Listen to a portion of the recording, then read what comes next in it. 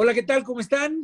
Yo soy Armando Ríos Peter y hoy estamos aquí, como cada martes a las 9 de la noche, en Mesa Horizontal, donde todos tenemos algo que decir y realmente me siento pues muy contento de que nos acompañe el día de hoy Alejandro Jope.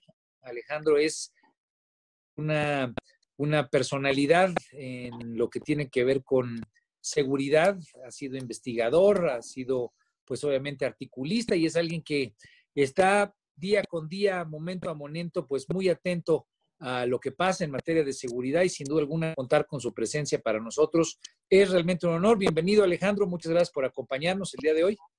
Muchas gracias, Armando. Muchas gracias, Víctor. Padrísimo. Y bueno, pues como siempre está nuestra queridísima Jimena Céspedes. Jimena, como ustedes saben, ella es CEO de Metrix. Metrix, conocer la verdad en la era digital, que como cada semana pues tiene un diagnóstico muy claro, muy profundo de lo que está opinando la gente en las redes sociales. El tema de seguridad, sin duda alguna, se ha colocado como una prioridad en la discusión digital.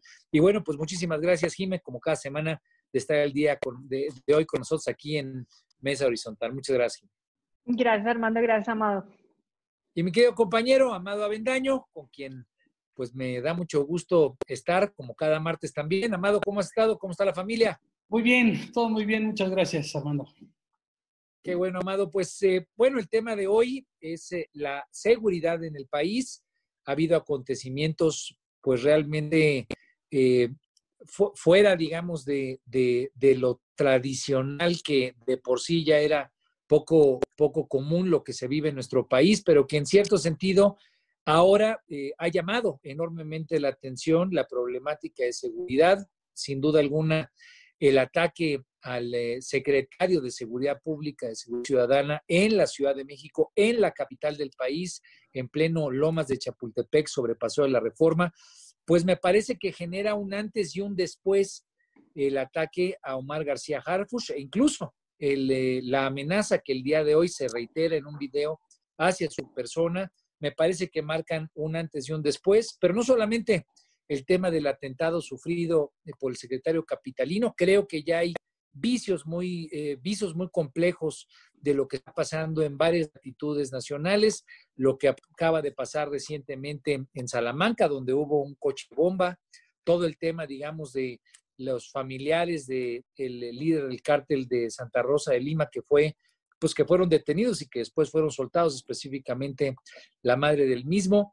Por otro lado, los problemas que se empiezan a sentir, digamos, ya en cuanto al cártel Jalisco Nueva Generación, no solamente reitero lo de la capital, también el asesinato de un juez federal allá en Colima junto con su esposa. Me parece que nos dan pues un mosaico muy complejo, muy preocupante de lo que está pasando, de cómo están reaccionando los cárteles del crimen organizado y también de cómo está actuando el poder público a pues escasas horas de que se cumplan 2 años del triunfo electoral del presidente López Obrador. Pues queremos que esta mesa horizontal nos ayude a discernir cómo está funcionando el tema de seguridad y qué es lo que le está preocupando a la gente. Jimena, si te parece, empezaríamos un poco con la radiografía. ¿Cómo ves? ¿Qué es lo que has encontrado tú en los estudios que ha hecho Metrix sobre cómo se está desarrollando el tema de inseguridad y especialmente cómo lo está sintiendo la gente? ¿Qué preocupaciones estamos viendo en la conversación sociodigital, Jimena? Claro, mira, nosotros llevamos, como tú sabes, hacemos análisis semanales y a final del año pasado hicimos un análisis específico de cómo ha terminado bueno, año y medio en realidad, o sea, cómo ha terminado el 2019 en los temas principales que le preocupaba a la gente. Y antes, digamos que, aunque era un tema recurrente, el tema de seguridad, no era, digamos que de los temas principales que hablaban los medios digitales, salvo alguno que otro, por ejemplo, robos en camiones o como cosas más chiquitas. Pero desde más el personales, momento, más cercanos. Exactamente, sí, era como un uno a uno. El momento en donde la seguridad comenzó a ser ya un tema de la audiencia digital per se, fue la liberación de Ovidio. Ese día, digamos que hubo un parteaguas de la seguridad antes de y después de eso. Y adicionalmente, digamos que fue como el pico más grande que tuvo el gobierno federal en general y el presidente en particular, en donde no solamente fue el día en donde más mensajes hubo relacionados, sino que adicionalmente ha sido como de los días en donde toda la opinión pública se ha metido en esos temas. Entonces, digamos que ahí fue cuando comenzó en realidad el tema de seguridad a formar parte de la agenda pública. Un parteaguas, tú verías en esa fecha, un parteaguas en un antes y un después. Exactamente, tal cual. Después de eso, digamos que el tema de feminicidios, que entra también en un tema de seguridad, había sido como lo que estaba manejando en la agenda entre enero y febrero. Cuando nos metieron a confinamiento, bajó después del paro de mujeres, pero ya por el tema de confinamiento. Y a partir de ahí duró como un mes en donde no hubo mucha conversación relacionada con el tema de seguridad, pero desde hace un mes comenzó a subir la conversación y específicamente hubo dos temas principales que además son preocupantes en la medida en la que si supuestamente estamos en confinamiento no debería haber aumento de secuestros y de homicidios. Digamos que eso fue la conversación que comenzó a subir. Después de eso comenzaron a hablar del tema de derecho de piso, que no estaban pudiendo cobrar derecho de piso. Eso, digamos que eso entra dentro de la conversación general y la gente está muy preocupada por tener que pagar o cerrar negocios y no poder pagar ese derecho de piso. Digamos que eso fue como la conversación a finales del mes pasado. Desde principios de junio hubo como dos temas principales. El primero de ellos es que la gente dejó de hablar per se del coronavirus, porque el presidente mismo dejó de hablar de ese tema y puso otras cosas en agenda pública. Y la muerte del juez de hace 2 semanas, digamos que volvió a poner en cintura a la audiencia en general, o a preocuparse por ese tema desde ese homicidio. Y a partir de ahí, digamos que ha sido el tema principal que hemos estado viendo dentro de los medios digitales. Pero aunado a otro tema, que adicionalmente es como lo que más, el presidente en campaña lo que dijo era que nos iba a solucionar 2 temas, el tema de corrupción y el tema de seguridad. Y hicimos una medición específicamente de cómo le estaba yendo en los dos y ha sido el peor rubro de todos ellos, los que tiene en corrupción y seguridad, y van juntos además, porque lo que le están reclamando al presidente es que no está haciendo nada en el tema de seguridad y que el tema de corrupción está aumentando y que eso va a traer un tema de inseguridad a futuro. Y ahorita lo que pasó en Ciudad de México, justo a finales de la semana pasada, hay 2 temas principales que están saliendo alrededor de eso. Uno de ellos que no se había visto nunca, o por lo menos que no habían visto en los medios digitales, un ataque perpetrado con tanta violencia. Lo que circulaba en estos medios, tanto públicos, en los medios, radio, prensa, televisión, todo en medios digitales, pero también se lo pasaban a través de WhatsApp. Me imagino que a ustedes les llegaron algunos de esos, de cómo había quedado la camioneta, o cómo había quedado Reforma, o cómo había quedado la casa a la que le había llegado la ametralladora. Esas cosas comenzaron a circular por todos esos medios digitales. Pero al mismo tiempo comenzó a circular la foto del secretario, así como, muy bien maquillado en la foto, y entonces la gente se preguntaba si era si de verdad había sido el atentado, si no había sido un montaje. Que no sabemos muy bien si los mismos medios lo están produciendo o alguien más está produciendo ese mensaje para desestabilizar un poco la conversación relacionada con el ataque específicamente. Para llevar la conversación hacia tal vez una mayor crítica hacia el gobierno.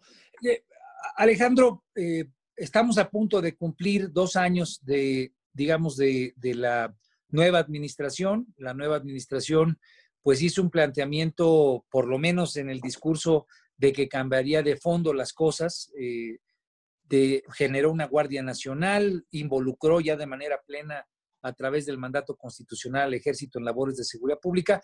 ¿Cuál sería el balance, habiendo escuchado a Jimena, cuál sería tu balance de primer momento en cuanto a lo bueno y lo malo, digamos, que podríamos ver a 2 años de la nueva estrategia, si es que existe una nueva estrategia, o de la estrategia del nuevo gobierno?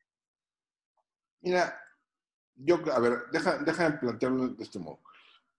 La buena noticia es que, digamos, la escalada de violencia que tuvimos, digamos, en la segunda mitad del sexenio de Peña Nieto se estabilizó a partir de 2018 y se ha quedado más o menos en esos niveles, ¿no? La buena noticia es que ya no sigue subiendo al mismo ritmo que en años previos. 2015, 16, 17, 16, 17, 18, la tasa de homicidio crece a tasas de 2 dígitos. Se duplica. de mediados de 2018 a la fecha, pues, nos hemos mantenido más o menos en el mismo nivel. Es la buena noticia. La mala noticia es que nos hemos quedado en un nivel muy elevado. Y 2.400 al mes, ¿no? Más o menos como 3.000, ¿no? Como 3.000 víctimas de homicidio al mes. Digo, para poner eso en perspectiva, eso equivale a 10 años de homicidios en España. Es lo que tenemos en un mes, ¿no? Wow, es un dato terrible por donde quiera que se le vea, ¿no? Y digamos, en términos de tasa, por ejemplo, ya estamos arriba de Colombia, ¿no? Ya estamos arriba de Brasil. Ya estamos pegándole a niveles centroamericanos, ¿no? Entonces, no es un buen nivel donde estacionarse, ¿no? Digamos, y otros delitos, digamos, la victimización pues, se ha quedado más o menos en los mismos niveles que antes, digamos, donde 1 de cada 3 hogares en México han probablemente sido víctimas de un delito en los 12 meses previos. Este año no vamos a tener la encuesta nacional de victimización, yo creo, o tendrá que ser telefónica, ¿no? Por razones de la pandemia, pero digo, más o menos por ahí andamos, ¿no? 30, 35 millones de delitos al año, 25 a 28 millones de víctimas, 1 de cada 3 hogares con una víctima. Eso no ha cambiado. Y no ha cambiado eso porque de fondo, la actual administración no ha salido a resolver los problemas estructurales del sistema de seguridad y justicia, ¿no? Yo te diría que hay 3 problemas centrales del sistema. Un primer problema tiene que ver con la asignación y la delimitación de competencias entre niveles de gobierno. Que ha estado desde siempre presente, es ¿no? un problema que venimos arrastrando desde hace décadas, ¿no? Sí, claro. Donde no queda claro qué le toca hacer a cada nivel de gobierno. Tenemos un sistema de seguridad y justicia tremendamente descentralizado, pero donde los tramos de responsabilidad no están bien definidos, ¿no? El artículo 21 constitucional señala que la seguridad pública es una función concurrente de la Federación, el Estado y los municipios, pero sin delimitar qué le toca a cada quien. Entonces, lo que tenemos es un sistema donde todo el mundo hace de todo, y entonces la responsabilidad no es de nadie. Claro. Ahí hay un primer problema que no hemos acabado de resolver. Un segundo problema, yo te diría que tiene que ver con, no tenemos una fuente presupuestal suficiente y permanente para la seguridad y justicia. Queremos resolver el problema de seguridad y justicia a precio de ganga. En México gastamos, excluyendo defensa, incluyendo el rubro de defensa nacional, gastamos solo 0.8% de seguridad y justicia. Por seguridad y justicia quiero decir policías, fiscales, el sistema de administración de justicia, o sea, jueces y magistrados y prisiones. Y ese dato incluye también los estatales y los municipales. Los estatales, digamos, es gobierno general, ¿no? Todo el agregado. Eso es 0.8% del PIB. En Colombia andan sobre el 12% del PIB. En la OCDE como promedio andan sobre el 1.7%. Entonces, el problema es lo que, o sea, tenemos las carencias que enfrentan las instituciones a todos los niveles, tienen su origen ahí, ¿no? Que simple y sencillamente no podemos tener los policías que quisiéramos, con los sueldos que quisiéramos, con el equipamiento que quisiéramos, con la infraestructura que quisiéramos. Y eso se repite en las fiscalías, se repite en el sistema penitenciario, etc. O sea, tenemos la seguridad que pagamos. Y en todos los tramos, ¿no? En el tramo preventivo, en el tramo de atención y el tramo... Si tú, por ejemplo, la Fiscalía General de la República, antes PGR, ha visto su presupuesto en términos reales disminuir como 25-30% en la última década. O sea, en medio de una crisis de seguridad, pero pasmosa, no solo no ha crecido su presupuesto, sino se ha disminuido. Y en la parte tan importante que es la investigación, al final del día. Incluso, digamos, los favoritos de todo esto que es las Fuerzas Armadas, has visto, o sea, crece en la época de Calderón, luego se estabiliza con Peña y aquí se queda. Incluso el incremento que he visto en Sedena se debe fundamentalmente a las otras funciones que le han conferido a las Fuerzas Armadas. Claro. Particularmente el caso de Santa Lucía. Sí, sí, que no tiene nada que ver con seguridad. Pues es un tema de obra pública, ¿no? Claro. De infraestructuras básicas, ¿no? Que le están dando a las Fuerzas Armadas para hacerlo. Entonces, ahí se ve un incremento presupuestal, pero si tú quitas eso, no hay incremento presupuestal. Entonces, la Guardia Nacional es donde tú ves la pantomima, es precisamente en el presupuesto. le confirieron el presupuesto de egresos 2020 3.800 millones de pesos a la Guardia Nacional, Guardia Nacional, ¿no? Pues eso no empieza a ser ni medianamente suficiente para las funciones que le adscribieron. Incluso si le añades el tramo de Policía Federal, te da 29,000 millones de pesos, más o menos. El presidente dice que la Guardia Nacional tiene 50,000 millones de pesos. ¿De dónde vienen? Pues de Sedena. Entonces estamos sacando una bolsa para meterlo a la otra, ¿no? Okay. Entonces, no hay incrementos reales. Entonces tenemos ese segundo. Y además, por ejemplo, en el tema municipal, esto está eminentemente vinculado, por ejemplo, al asunto, al tema del predial y al cobro de impuestos, y está eminentemente vinculado también a los mecanismos de transferencia federal. En este caso, el Fortamun, ¿no?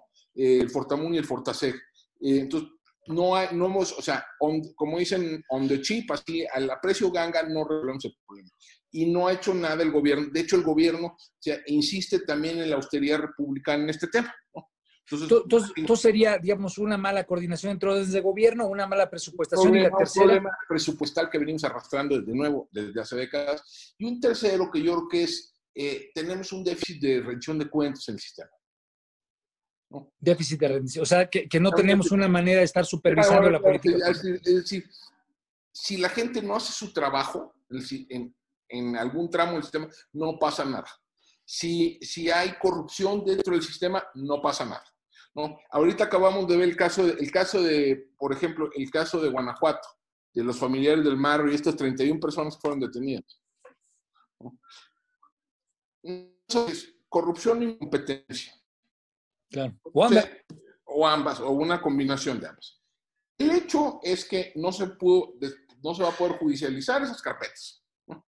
El hecho es que va a haber una impunidad producto de esa incompetencia o corrupción.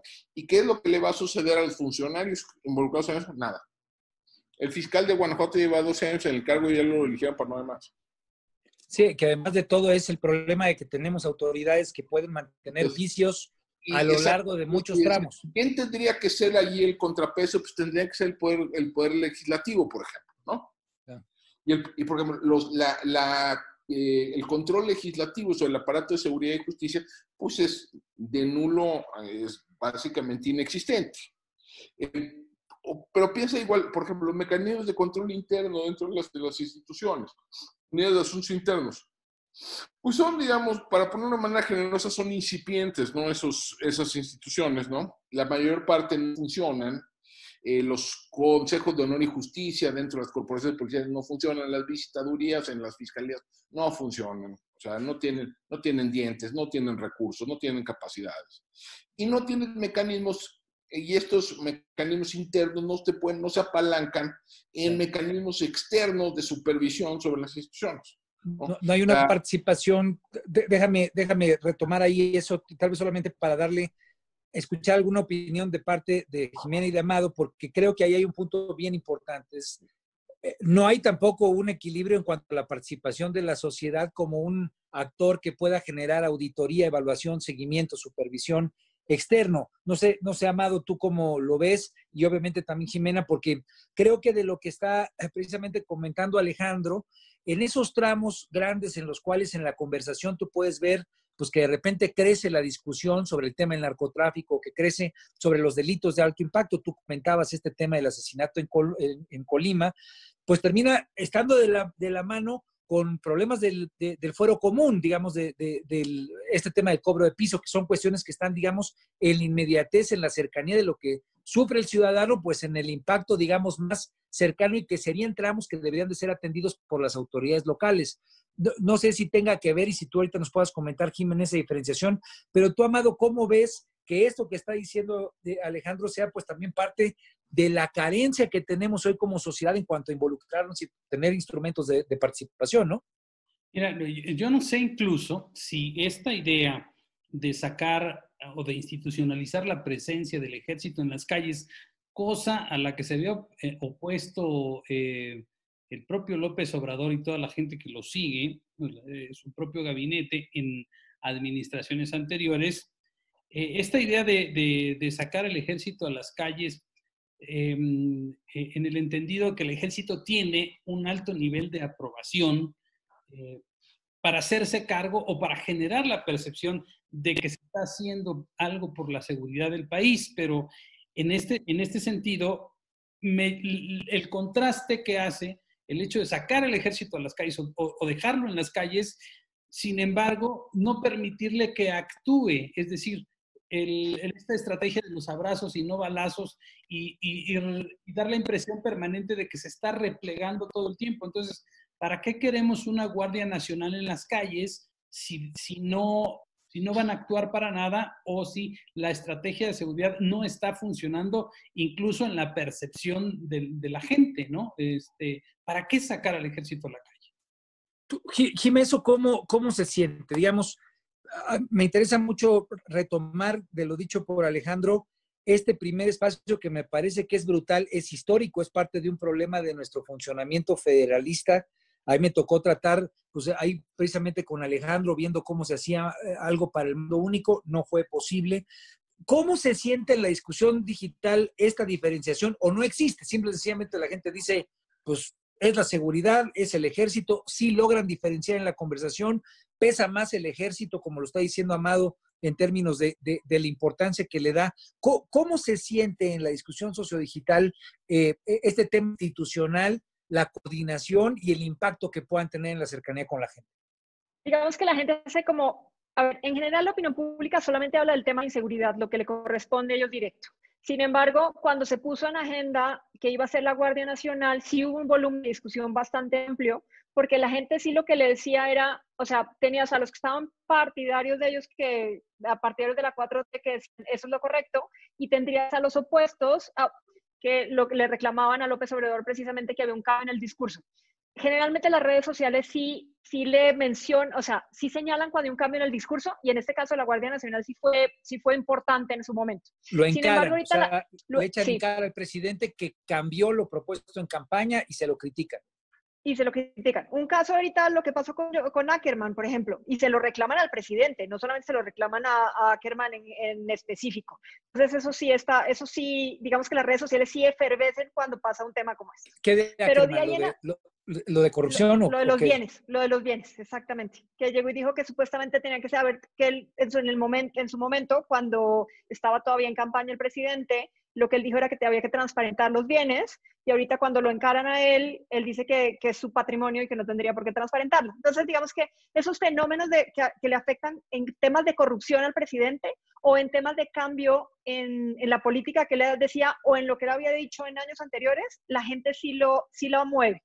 Y el tema de Guardia Nacional sí la movió y le sacaban muchos de los mensajes que le había dicho el presidente Felipe Calderón en su momento. Entonces, digamos que ahí fue cuando la opinión pública se enteró que iba a haber Guardia Nacional. De ahí en adelante, el mensaje solamente lo dicen los medios públicos. En general, la opinión pública, lo único que le preocupa es su seguridad per se. Quién se la dé no es un tema de discusión dentro de los medios digitales.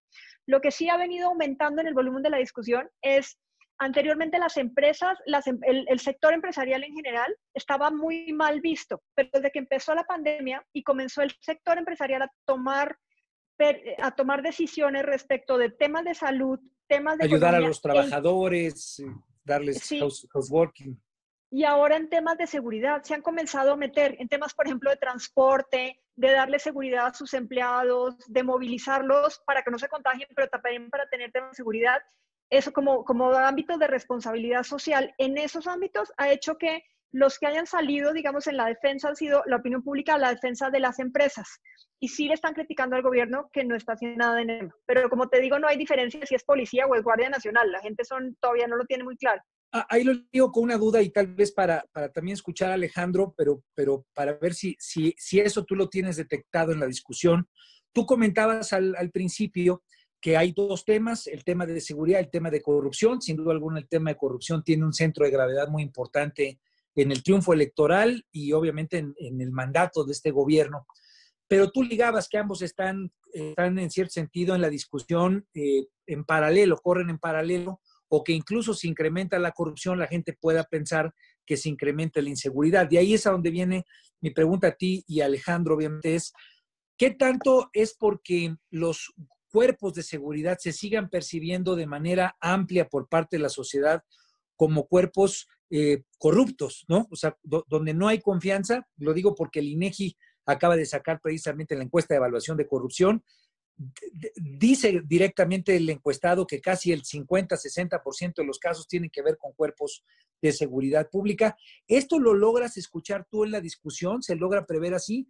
Y sería tal vez mi pregunta también a ti, Alex, si es que dentro de los tres pilares, que es la corrupción, también corre de manera transversal, porque al último, pues al no tener una autoridad clara que defina, pues obviamente no tienes claro quién castiga la corrupción, no puedes involucrar a la sociedad en el seguimiento de manera clara, y al final de cuentas también el billete pues termina funcionando de una manera ambigua, pero no sé, Jiménez, si nos puedas comentar para conectarlo y después, Alejandro, si tú nos puedas profundizar. Aquí específicamente en este tema, digamos que hablan de dos tipos de corrupción. La corrupción a la policía, ellos le llaman policía a cualquier cosa que les dé seguridad, y la corrupción a jueces. Y en ambos casos sí es palpable dentro de esto, bien sea porque les pidieron mordida en alguna parte o porque pusieron una denuncia y la archivaron. En los temas de feminicidio, por ejemplo, se ve mucho eso. Entonces digamos que sí viene pegada corrupción con inseguridad, tal cual. Una trayectoria. Alejandro. No, sin duda. O sea, a ver, uno de los males endémicos de nuestras corporaciones, de nuestras instituciones de seguridad y justicia es la corrupción. Ahora, la corrupción o sea, no surge espontáneamente, tiene una génesis institucional. Existe porque nadie vigila y porque nadie supervisa y porque nadie castiga, ¿no? Y eso es un poco lo que yo mencionaba sobre el déficit de rendición de cuentas.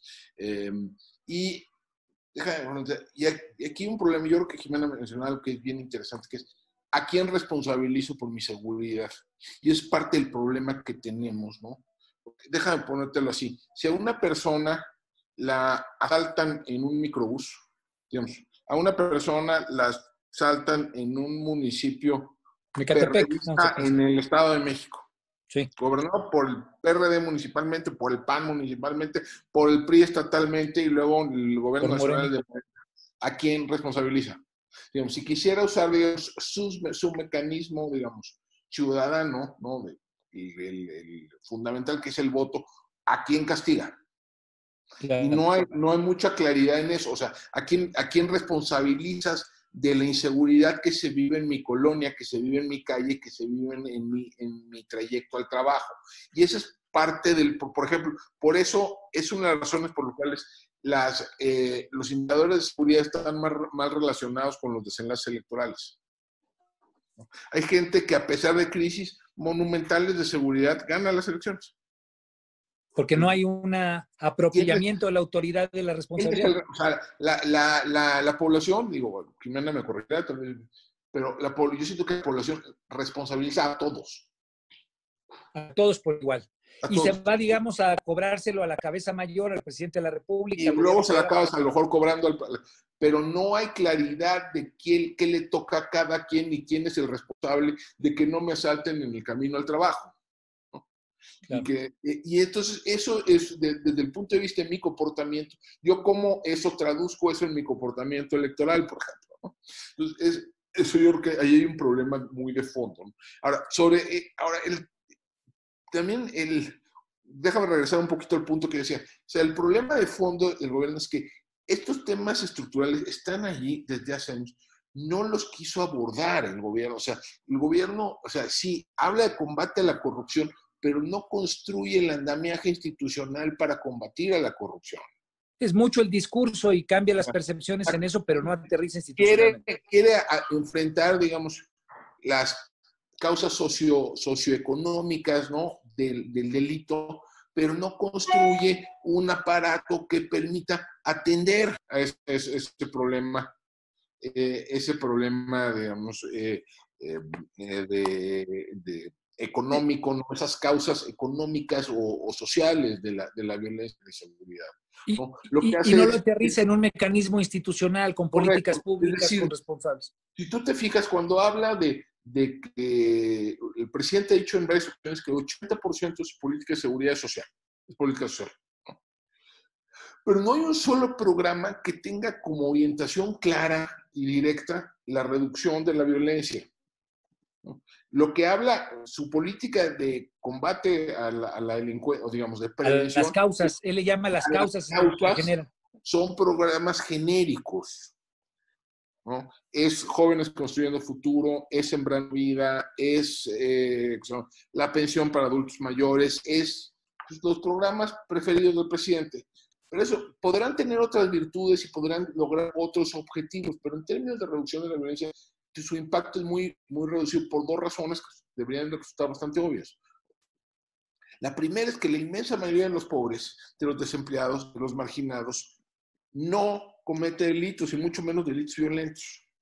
En la inmensa mayoría de los delitos se concentra en grupos relativamente pequeños. Es decir, entonces, el grueso de lo que estás gastando pues no va a tener ningún efecto. Déjame poner eso en números concretos. Jóvenes Construyendo Futuro, 60% de los beneficiarios son mujeres. O sea, la propensión de las mujeres a cometer delitos es infinitamente menor a la de los hombres. Sí, los números, eso es lo que dicen, además. Entonces, digamos, como eficacia, digamos, del gasto público, ¿qué es lo que tiende a funcionar? Pues son programas que van orientados a poblaciones que ya están en conflicto con la ley. Por ejemplo, reos, ¿no? Programas de reinserción de reos, esos tienden a funcionar. Programas de atención a usuarios de drogas, usuarios dependientes de drogas, programas orientados a jóvenes que ya están en pandillas, digamos, que ya cruzaron la raya, ¿no? O que están, digamos, en el sistema de justicia para adolescentes. Ese es el tipo de programas que te tienden a funcionar en términos de reducción de la violencia. Estos son los programas que no están en el menú. Y que ya los hubo, de hecho, ¿no? Ya tuvimos, digamos, ese glosario. Creo que una experiencia. Digo, no muchos, dejan porque el gobierno anterior también, digamos, el PRONAPRED, tenía el gran defecto de que financiaba absolutamente de todo para todos, ¿no? O sea, de todo. O sea, no había un mecanismo de evaluación del programa y entonces era o sea, desde... Sí. Y se usó electoralmente, incluso lo usaron electoralmente, hay pruebas de ello. Cosas como una planta deshidratadora de frutas en Michoacán, ¿no? Sí. Y un macromural en Pachuca, ¿no? O sea, sí. Su eficacia, que de nuevo puede ser muy útil para otras cosas, pero la eficacia en términos del objetivo planteado no. Y añadirle también, digamos, yo creo que también el problema, y con esto me callo, te lo prometo. O sea, un problema, el presidente no cree en la técnica y no cree en la evaluación y no cree en la política basada en evidencia. O sea, simplemente eso no está en su radar. Sí, no está en este tema ni en muchos otros. Muchos otros. Entonces, cuando le dices, oye, es que espérate, ¿por qué no mejor creamos, ¿por qué no hacemos una evaluación sistemática de saber si las becas están teniendo efecto? Es como hablar en cantonés, ¿no? Es hablar en un lenguaje que está fuera de la discusión pública. Entonces, de nuevo, si no atendemos, o sea, el presidente tiene algunas intuiciones que parecen ir en la dirección correcta, pero no se aterrizan institucionalmente. Entonces, pues, lo que hay es una retórica que no conduce a ningún lado. Y que se va encontrando, Amado, con el problema de que la realidad te alcanza, ¿no? La retórica, pues, se desgasta a final de cuentas cuando no logras entregar hechos. Y tal vez ahí, además, Amado, de preguntarte y de escuchar tu punto de vista, ¿qué tanto los programas sociales de los que tanto habla el presidente y que el propio Alejandro ya nos comentaba, pues terminan siendo muy, muy, muy limitados, muy pequeños en su capacidad de resolver preventivamente las causas que generan en la violencia? También por sí mismos pues tienen un desgaste brutal como programas en cuanto a su efectividad, en su capacidad realmente de cambiar la realidad de pobreza. 3,000 pesos, aunque son importantes para alguien que tiene pocos recursos, no termina siendo una visión estructural para cambiar la pobreza. Eso sería pedirte tu opinión, Amado, y tal vez ligarla contigo, Gina, cómo se percibe en la discusión digital el tema de los programas, porque a final de cuentas, o por lo menos yo percibo que ahí hay un gran peso, digamos, del discurso político. El presidente sigue teniendo un arrastre importante alrededor de esto, pero yo no sé si la gente de repente los cruza. Aquí lo estamos analizando porque obviamente Alejandro es experto, estamos hablando del tema de seguridad, tú hiciste el estudio. Amado, digamos, estamos metidos en el tema de informar muchas veces, pero ¿qué tanto para la gente de a pie el tema de, es que estos recursos presupuestales, políticas públicas para combatir la pobreza, la falta de empleo, en fin, son parte, digamos, de algo armonioso que lo que busca es generar la paz, disminuir la violencia. ¿Qué tanto eso estaría, digamos, en la percepción de la gente? Pero tú, ¿cómo has percibido, mi querido Amado, el tema del impacto de los programas sociales? Porque parecería ser que también a 2 años, no solamente en la parte de la política de seguridad, sino en la percepción general, parece que empiezan a desgastarse mucho, ¿no? Mira, lo que vamos a ver mañana en este informe que va a dar el presidente a las 5 de la tarde, va a ser todas las cosas que hace, que se levanta temprano y tiene una reunión de seguridad que era el origen de esta conferencia mañanera. La reunión de las 6 de la mañana es originalmente una reunión de seguridad que hacía originalmente cuando era jefe de gobierno en la Ciudad de México, porque, entre otras cosas, se robaba la agenda. Lo que salía primero en los medios de comunicación en las madrugadas antes de la conferencia de prensa, pues era la nota roja. Entonces, cuando él se impone en la conferencia mañanera de la jefatura de gobierno, pues la agenda es él, y eso disminuye la percepción de inseguridad y de violencia. Pero lo que estamos viendo es que él hace muchas cosas, pero que no funcionan. Es decir, no da resultados. Ya le dimos dinero a todo el mundo. ¿Cuál es el resultado de eso? Nada, pero le estamos dando dinero. Ya tenemos la Guardia Nacional en todo el país. Bueno, seguro tendrá algún resultado, pero al no evaluártelo, no entregarte el resultado, pues te quedas un poco en la nada, ¿no? Cuando lo evalúan, no acepta las evaluaciones y no las va a aceptar. Ya el Coneval le dijo, va a haber 10 millones de personas más en situación de pobreza extrema. Hay 12 millones de personas que perdieron su empleo o sus ingresos, cuando menos, de acuerdo con el INEGI, y él tiene siempre otros datos. Ese es su discurso recurrente. Lo que importa es lo que está haciendo, no el resultado que dé eso. Ese es ahí, y de ahí no lo sacas porque él se refugia en su parte ideológica, y de ahí no lo sacas. Creo que lo importante es arrinconar al presidente en la parte de decir, muy bien, te aplaudo todo lo que estás haciendo, pero ¿cuáles son tus resultados? Y me parece que el asunto de seguridad es uno de los más sensibles. Quizá no está ahorita hasta arriba, porque estamos una buena parte encerrados, pero los niveles de violencia también se dan adentro de la casa, ¿no? Y eso también repercute en el clima de lo que estamos sintiendo. Hay mucha gente desesperada por salirse a la calle también, ¿no? Y a mí me parece que lo que vamos a ver mañana tiene que ver con eso, con la redundancia del discurso cero resultado.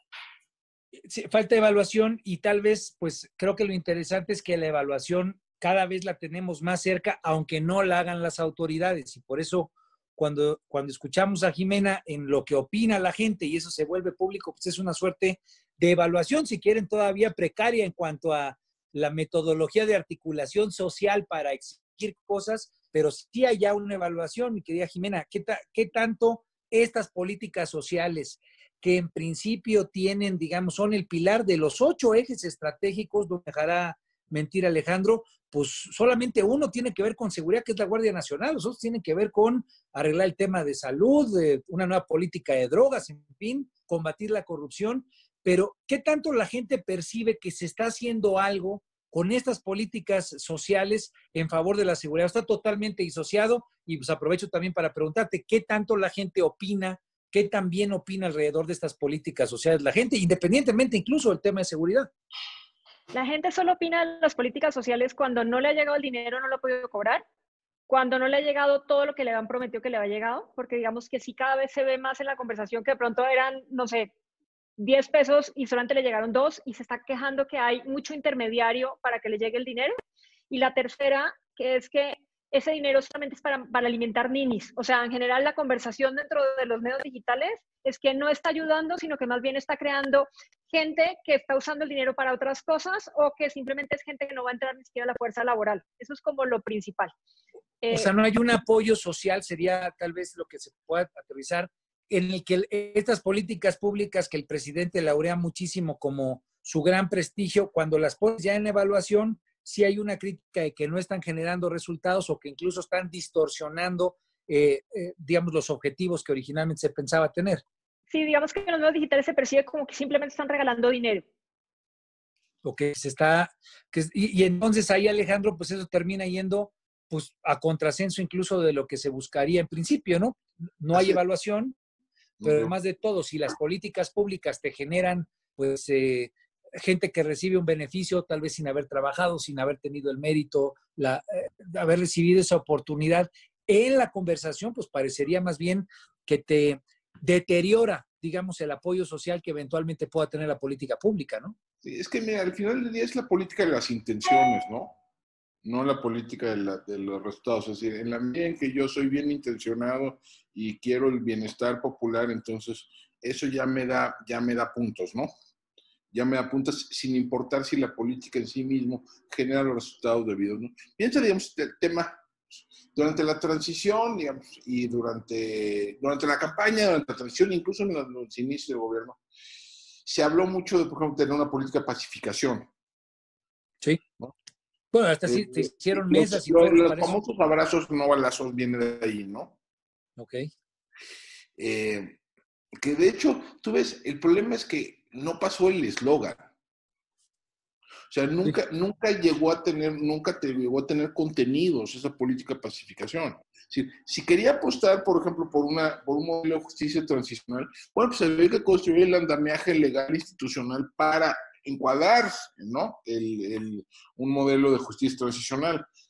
Puede ser controversial lo que se quiera, pero no sucede nada más porque sí, ¿no? Y no sucede a salivazos, ¿no? Se requiere cierta construcción institucional que nunca sucedió. Piensa, por ejemplo, la ley de amnistía.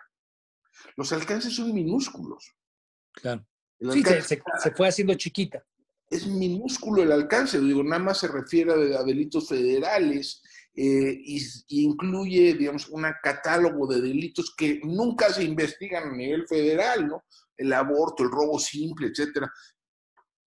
Entonces, o sea, hay una dosis, digamos, de simulación gigante, ¿no? En esto, ¿no? O sea, es decir, el problema, el drama es es que nunca hubo los abrazos que comprendían, porque nunca pasó de la retórica y nunca pasó el eslogan. O sea, en algún momento el subsecretario Peralta, el secretario de Gobernación, coqueteó con la idea de negociar con algunos grupos, digamos, armados irregulares, ¿no? En Tamaulipas, en Michoacán, ¿no? Pero no, nunca, cuando lo confronta al presidente en una mañanera con eso, y entonces se echa para atrás. Sí, no había un compromiso real con una política de esa naturaleza, ¿no? Que no, puede ser buena o mala, pero lo que no hay un aterrizaje, ¿no? No, extraño porque a final del día fue un diseño que convocó a mucha gente en todo el país, foros, digamos, relatoría, participación de grupos de familiares de víctimas. Jimé, ¿qué opina la gente en redes sociales sobre este tema de abrazos no balazos? Ahorita, o sea, lo toman ¿cuáles son las reacciones? ¿Qué emociones se generan en la discusión digital? Porque así como lo está poniendo Alejandro, me parece que es uno de los puntos interesantes a tener evaluados, ¿no?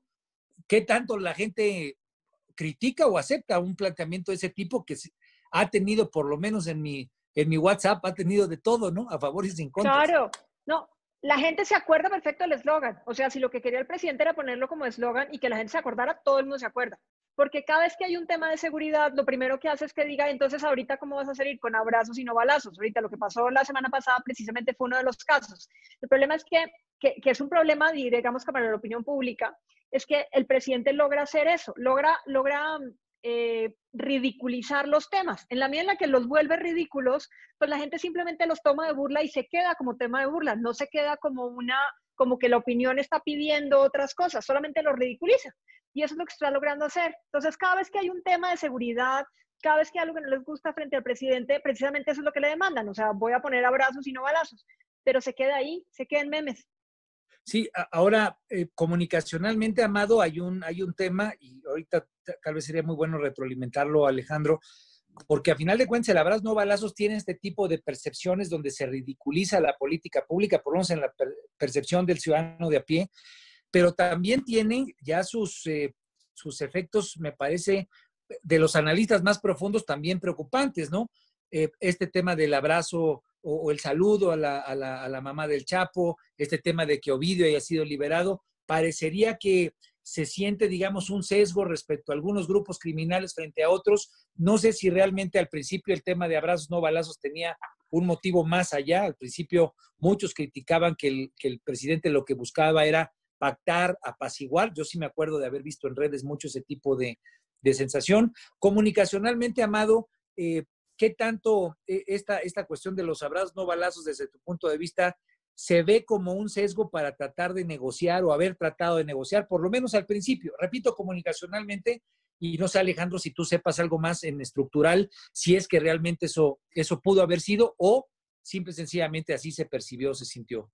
Mira, desde la campaña, este tema de la amnistía fue un factor en contra del presidente, porque incluso hicieron campañas en contra del presidente con esta parte no sé si te acuerdas que llegaba el delincuente y tocaba la puerta y decía, oye, yo maté o yo secuestré a tu familiar. Un video muy duro, ¿no? Un video muy duro donde estaban víctimas. Ajá. Y después ya cuando él lo verbaliza como abrazos y no balazos, choca, sí lo coloca bien, pero se convierte en un chiste, se convierte efectivamente en un meme, porque cualquier cosa que pongas en la mañanera se viraliza, cualquiera, para bien o para mal. Se le fue en contra al presidente, sobre todo por casos muy sensibles, como el caso de los Levarón, por ejemplo, que fue muy duro, el asunto de Ovidio, y porque también nunca quiso recibir en Palacio Nacional a Javier Sicilia y a esta caravana que en años anteriores ha significado la participación de la sociedad civil en los temas de pacificación. Lo vimos en aquellos foros que se hicieron con Calderón en el Castillo de Chapultepec, donde incluso Andrés Manuel rechazó, ¿te acuerdas? El famoso beso de Sicilia. Para proteger la investidura. Sí, claro, ¿no? Pues, pero todavía era candidato, fueron en claro, eso fue, claro. Y a mí me parece que en ese tema no le ha ido bien porque no tiene una estrategia detrás, ni siquiera mediática. No, o sea, él es instintivo, él cree que la parte de este atractivo de candidato basta para establecer una política pública, y en una cuestión tan delicada no puede ser así. Ni siquiera, yo veo que ni siquiera Alfonso Durazo ha podido posicionar algo relevante más allá de lo que mencionaba Alejandro al principio, de que hemos logrado detener la curva de crecimiento, pero eso no permea más allá de un círculo rojo muy chiquito, ¿eh? A la gente no le interesa mucho. Alejandro, los abrazos, no balazos, tal vez como un anticipo de pretender negociar, ¿o no? No, yo creo que no hay complicidades del presidente o de su círculo cercano con el crimen organizado. No hay negociaciones, digamos, en el sentido, digamos, de Pax Narca, ¿no? Que uno se imagina. No, eso, francamente, no lo dudo enormemente. Y además, si tú ves la historia de la Pax Narca mexicana, nunca eran pactos formales, ¿no? Sí. Eran arreglos informales que se tendían a diferentes niveles del aparato burocrático con diferentes personajes del mundo criminal, ¿no? O sea, era una cosa más compleja. Entonces, yo no creo, no sé, eso sí, yo creo que es cómplice del cártel, eso sí, no, francamente no lo dudo categóricamente, y porque así no funciona, ¿no? O sea, que no necesitan eso, ¿no? Lo que sí creo que ha habido es una ambigüedad del presidente y de algunos de sus asesores o de sus personas cercanas en la materia frente al tema del combate al crimen organizado, ¿no? En repetidas ocasiones, por ejemplo, han dicho que la captura de cabecillas del crimen organizado no es una prioridad. Eso lo han marcado incluso. Lo han marcado en diferentes momentos, ¿no? El propio presidente ha dicho, no somos... Durazo le ha dicho, esa fue un poco la justificación post-Culiacanazo, ¿no? Sí. Pero al mismo tiempo tienes, pues, un operativo para capturar al hijo del Chapo Guzmán. Hubo un operativo, ha habido ya varios operativos para, por ejemplo, capturar al Marro en Guanajuato. Agave Azul, por ejemplo, en la acaban de agarrar a uno de los cazarrubias en Guerrero, ¿no? Sí. Bueno, y agarraron al Mochomo recientemente. Al Mochomo, agarraron al Carrete, ¿no? Acá. Entonces, hay todo un rosario de personajes. De personajes, ¿no? Pero digamos, digo, y Guerrero es particularmente Sí, generoso significativo. en los nombres, ¿no? de este mundo. El jaguar, por ejemplo. No, ¿qué pasó? ¿Qué pasó? Está del otro lado de la cancha. Bueno, pero tú tienes ahí, pero tienes, no, es decir, el presidente diciendo que no y el aparato de seguridad diciendo que sí. Claro. Y en parte diciendo que sí, porque tienen sus conexiones, digamos, con los primos, ¿no? De Washington, ¿no? Claro. Y porque una parte de la política de seguridad rebasa en México, rebasa a lo que diga o no diga, no se diga en las esferas políticas, ¿no? Claro. Abiertamente. Entonces tú tienes, ahí yo creo que eso sí hay una, en vez de decir, vamos a ir por el crimen organizado en todos los frentes de tal, y este es nuestro planteamiento, y sí, si quieren vamos a priorizar lo del combate al lavado de dinero y todo lo que, pero decir, no voy a ir por cabecillas del crimen organizado, pues sí manda un mensaje muy potente. Pero Claro. sí manda un mensaje que pasado cierto nivel de prominencia, una figura criminal no va a ser perseguida por temor al efecto desestabilizador que tenga esta captura. Claro. Eso genera, digamos, una dinámica donde todo el mundo quiere rebasar ese umbral. Claro, ahí digamos, si llegas al tope, pues entonces ya te Pues ganas ya la gloria, ¿no? es el too big to fail del mundo criminal, ¿no? Sí, sí. Entonces, si hay ahí un problema, y yo creo que más allá de lo que ha dicho el presidente, combate la corrupción, más combate el lavado de dinero, ¿qué más? ¿No? En algunas zonas de Guerrero te aseguro que el combate al lavado de dinero no va a ser particularmente útil porque el dinero que generan ahí los grupos criminales jamás llega al sistema financiero. Claro, sí. Puro Digo, cachete. Sí. O sea, es puro, y además es puro calle, y además no reconoce, digamos, una de las realidades del crimen organizado en México que se ha vuelto más local en sus alcances y más local en sus alcances y más rascuacho, por decirlo de algún modo, ¿no? Sí, sí. Más silvestre, más pedestre, ¿no? Más rupestre en algún sentido, ¿no? Esos sí necesitas, ¿cómo combates? Pues sí, con presencia del Estado, ¿no? Claro.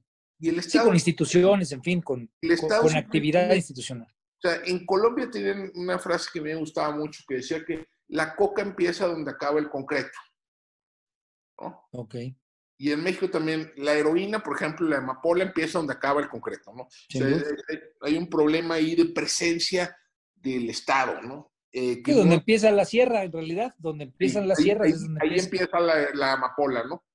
Entonces ahí empieza la ilegalidad porque ahí acaba el Estado, ¿no? Y entonces ese problema no lo resuelves con, digamos, ese problema de fondo no se resuelve con el planteamiento del presidente, ¿no? Sí, tienes que tener instituciones, no solamente son transferencias. Hay una última pregunta, el tiempo sigue corriendo, pero creo que puede ser una pregunta interesante en prospectiva. Estamos viviendo una crisis en materia sanitaria, es obvio, la crisis económica desafortunadamente tiene un incremento todavía difícil de prever en cuanto a tamaño. La pregunta sería, ¿qué tanto el tema de la seguridad, Jimena, Amado, ¿no? Alejandro, ¿qué tanto va a determinar, ¿no? ¿Cómo va a ser la elección del 2021? Habrá, digamos, el evento de la semana pasada, el ataque a Omar García Harfuch, podríamos pensar, digamos, que marca, pues, desafortunada y preocupantemente un arranque de una crisis, una escalada de inseguridad, de violencia hacia los próximos meses y obviamente, si es que es así, ¿qué tanto va a determinar el tema de seguridad? ¿Cómo van a ser las elecciones? Desde tu punto de vista, Jimena, en la conversación, en lo que escuchas, ¿qué tan previsible crees que se esté, digamos, conjuntando lo que en la percepción de la gente sea una crisis en materia de seguridad? La gente en general, acuérdate que votó por el presidente y en general por Morena, por ir en contra de algo que se posicione en el colectivo general, o sea, que era un tema de corrupción y un tema igual de seguridad, o sea, digamos que ya venía hablándose del tema de seguridad desde antes. como fue una promesa de campaña, específicamente ambas cosas, y no las ha podido solucionar, sino que adicionalmente cada vez se habla más de esos dos temas que no se han podido, o sea, y que la gente en general lo ve cada vez peor, lo ves mucho, ¿sabes en dónde? En grupos de WhatsApp o en grupos de Facebook de vecinos, en donde se terminan protegiendo ellos mismos o contratan otros policías o entonces contratan más armamento para los policías que los están cuidando, o sea, o para vigilancia privada, cámaras de seguridad. Eso has visto un aumento específico en las búsquedas generales. Entonces, eso hace que la gente per se decida que mejor se protege a sí misma porque el Estado no le está protegiendo.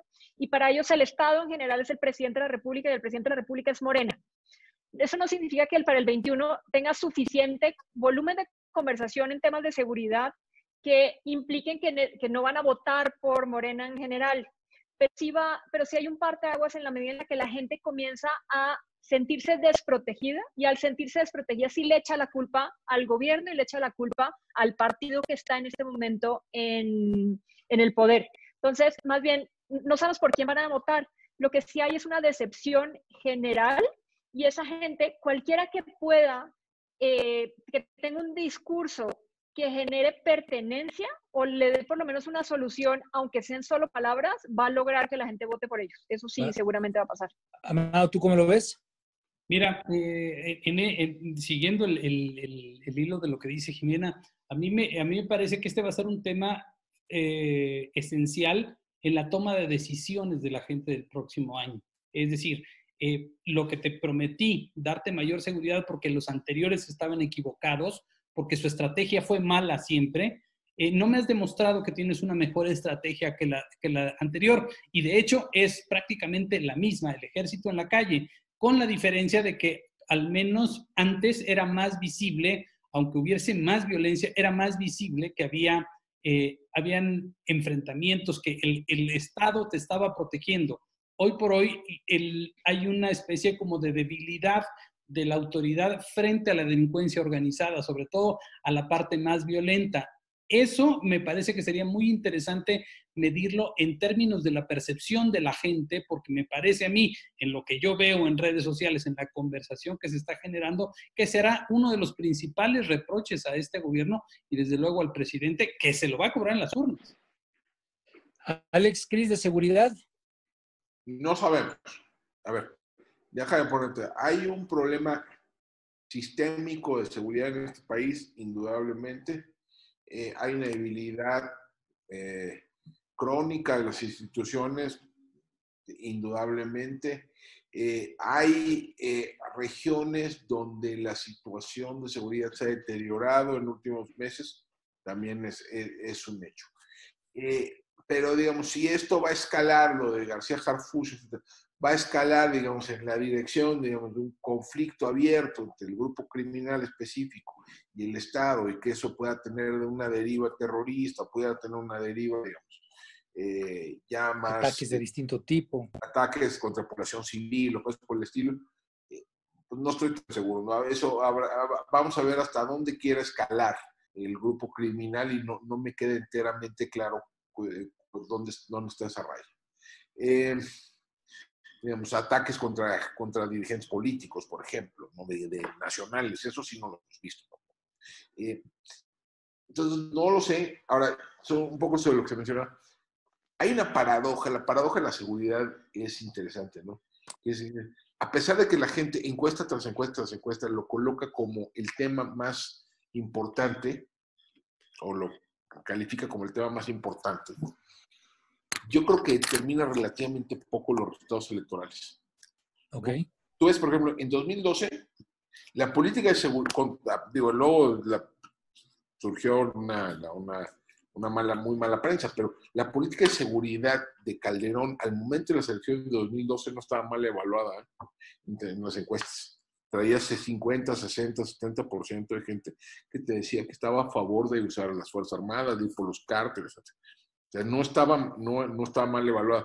Tenías zonas del país, Chihuahua 2010. O sea, Juárez, 1 de cada 15 homicidios del país sucedió en Ciudad Juárez en ese momento. El PRI barrió en las elecciones de ese año, en Chihuahua, ¿no? O sea, sí. Barrió. Veracruz es otro caso relativamente Claro, ganó. Javier Duarte ganó. 2010, o sea, no es mecánica y directa, ¿no? Porque, insisto, ¿a quién le echas la culpa? Ok. ¿No? Es una. O sea, ¿a quién responsabilizas de la inseguridad cotidiana que sientes, ¿no? Ahora, también es un hecho, y ya con esto digo, concluir, es cierto que la gente, mientras más se acerca a su cotidianidad, más segura se siente. Y esto también lo puedes ver en las encuestas de percepción. Si le preguntas, ¿qué tan seguro se siente en el país? 70 y tantos % te dice que. En su estado, 60 y tantos %. En su municipio, 50 y tantos. En su barrio o colonia, 40% se siente inseguro. O sea, la gente se siente segura en lo que conoce. Cercanía, claro. En lo que es cotidiano. Entonces, también ahí hay que ver, es decir, la percepción de inseguridad, pero a qué nivel, porque eso también puede incidir en cómo acabes, digamos, atribuyendo el premio o castigo a la hora de las elecciones. Bueno, pues yo creo que sin duda alguna es una buena forma de cerrar porque es circular. Tú empezaste planteándonos, Alejandro, el problema de coordinación, que es un problema que tenemos histórico y que tal vez en este momento pues deja un tanto ambiguo qué tanto la gente pueda cobrar. Se nos acabó el tiempo y estamos justo ya en la hora, cosa que yo les agradezco enormemente. Alejandro Jope, experto en seguridad, ya lo escucharon ustedes, es alguien a quien hay que leer sin duda alguna continuamente. Jimena Céspedes, mil gracias por los datos de Metrix, que sin duda alguna nos dan una visión pues muy, muy puntual de cómo está pensando y discutiendo la gente. Mi querido carnal, Amado Avendaño, muchas gracias por estar el día de hoy. Esto es Mesa Horizontal, estamos aquí en Radio 13 y como cada semana, pues los esperamos próximamente para seguir con esta discusión. Que tengan buena noche y pásensela padrísimo. Mil gracias. Buenas noches. Buenas noches. Gracias.